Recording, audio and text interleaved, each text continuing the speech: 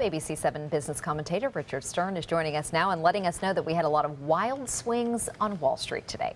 Haley, you're absolutely right. The Dow Jones Industrial Average was down 150 points at the open. It was down 184 points at the low of the day. Rallied all the way back to -7. That was at 3 o'clock this afternoon. Then we gave back a little bit of ground. But I have to tell you, when you're down more than 180 points, a loss of 45 doesn't look too bad. We were intraday below 18,000. That for the first time since July. So let's take a look at the numbers, and we're above 18,000, I promise.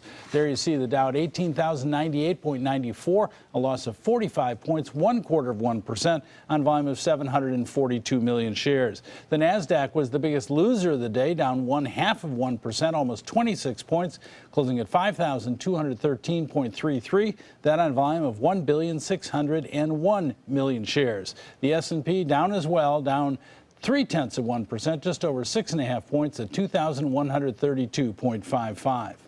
Well, I expect some of you won't know this name at all, and I expect some of you to be very familiar with it. Ulta Salons and Cosmetics. Yes, that company has been around since 1990, and believe it or not, today its stock went up by more than 11%. The reason for it? Well, believe it or not, same-store sales are now expected to be up anywhere between 15 and 16%.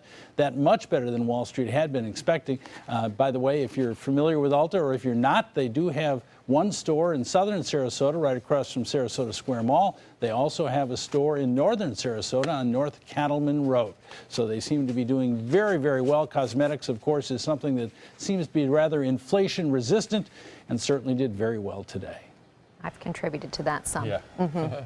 And Richard, you're going to be watching some big earnings reports coming out tomorrow, right? Absolutely, Scott. We've been talking about it all week. Monday we talked about. Friday was the big day. 4 major banks all announcing quarterly earnings tomorrow, and that certainly will set the pace. All right, we'll watch and see what happens. Thank you so much, Richard. You're welcome.